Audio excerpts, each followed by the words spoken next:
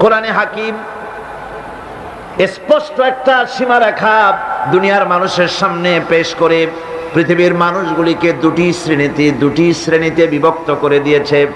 একটি হচ্ছে ঈমান পোষণকারী, আরেকটি হচ্ছে অবিশ্বাসী। একটা ঈমান পোষণকারী আর একটা অবিশ্বাসী। ঈমান পোষণকারীরা সত্যশ্রয়ী, তারা হচ্ছে জ্ঞান এবং নূরের সম্পদে সমৃদ্ধ। আর দ্বিতীয় দলটি হচ্ছে কাফের, জালিম, মূর্খ। তারা হেদায়েতের রাস্তা তাদের জন্য অবরুদ্ধ।